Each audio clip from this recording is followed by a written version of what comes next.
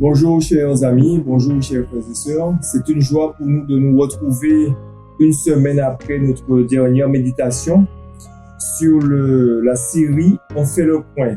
Le thème retenu, le temps de la patience de Dieu. Et aujourd'hui, nous allons voir le 6e sujet. En parallèle avec cette méditation, nous avons la lecture du livre La tragédie des siècles.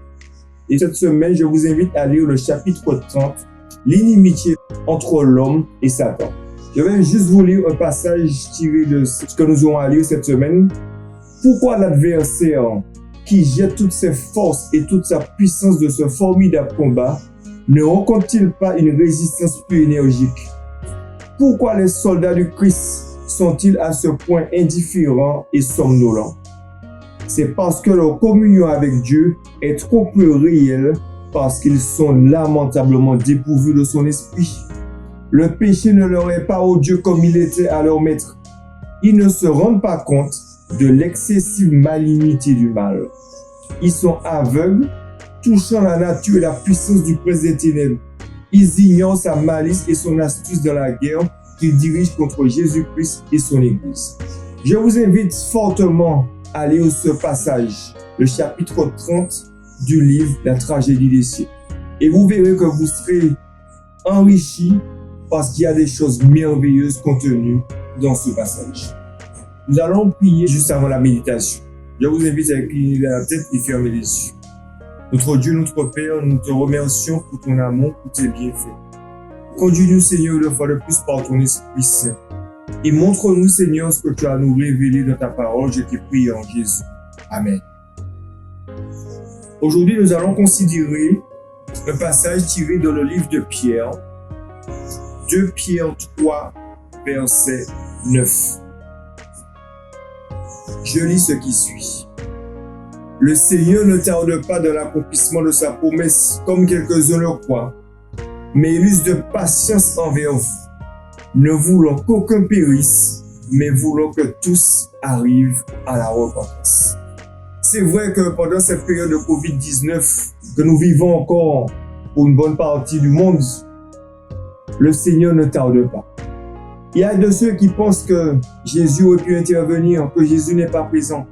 Mais je voudrais vous dire ce matin que le Seigneur ne tarde pas dans l'accomplissement de sa promesse. Mais comme il est dit ici, il use de patience envers vous, ne voulant qu'aucun périsse, mais voulant que tous arrivent à la repentance. Nous allons voir de quelle promesse il s'agit. Et je vous invite à aller quelques versets plus bas, au verset 13. Mais nous attendons, selon sa promesse, de nouveaux cieux et une nouvelle terre où la justice habitera. Oui, chers amis, le Seigneur nous a promis de nouveaux cieux et une nouvelle terre où tout ce qui est fléau, tout ce qui est maladie, tout ce qui est souffrance, ces choses disparaîtront, mais où la justice habitera. Mais je voudrais aussi revenir à la deuxième partie du verset 9. Il use de patience envers vous. Oui, notre Seigneur est patient. Notre Seigneur est bon. Notre Seigneur est merveilleux. Et le verset 14 nous dit ceci. C'est pourquoi, bien-aimés, en attendant ces choses, appliquez-vous à être trouvés par lui sans tache, irrépréhensible dans la paix. Nous avons une participation à avoir.